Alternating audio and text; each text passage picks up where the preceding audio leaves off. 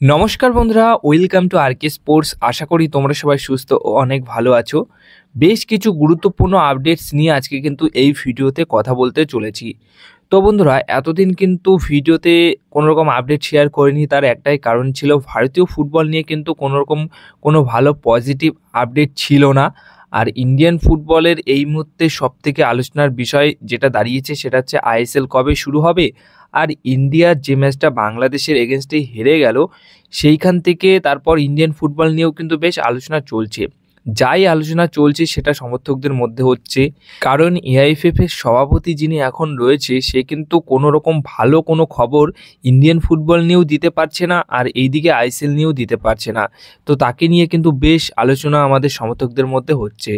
তো একটা কথা বলে রাখি যে এই কদিন ভিডিও দিতে পারিনি, কোনো রকম ভালো পজিটিভ আপডেট ছিল না, যার কারণে দিতে পারিনি। কিন্তু ছোটোখাটো অনেক আপডেট যেটা ছিল সেগুলো কিন্তু আমি ফেসবুক পেজের মাধ্যমে তোমাদের সবাইকে জানিয়েছি।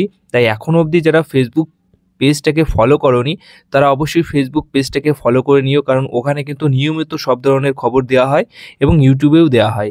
তো আজকে প্রথম যে আপডেটটা দিয়ে শুরু করব ভিডিওটা, সেটা হচ্ছে আনোয়ার আলীর কেসটা নিয়ে।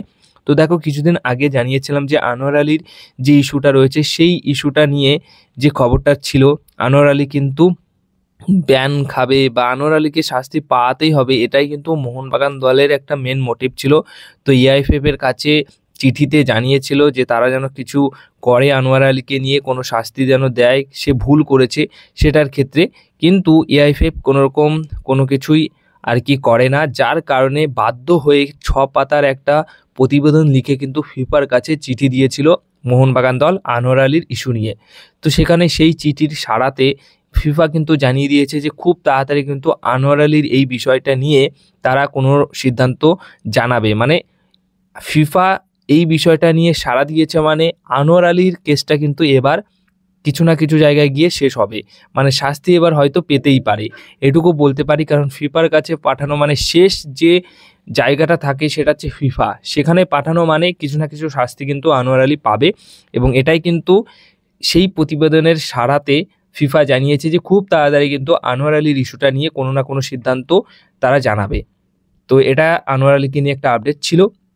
এবার যে আপডেটটা শেয়ার করব সেটা গতকালই ফেসবুক পেজের মাধ্যমে জানিয়ে দিয়েছিলাম, যে আইএসএল নিয়ে যে আপডেটটা জানিয়েছিলাম যে আগামী 15ই ডিসেম্বরের মধ্যে ফেডারেশন জানিয়েছে যে নতুন যে মরশুম সেই মরশুমের সূচি প্রকাশিত করা হবে এবং দেশের 1 নম্বর ফুটবল লিগ এই বছরেই অনুষ্ঠিত হবে, এরকম আশ্বাস দিয়েছে ভারত সরকার।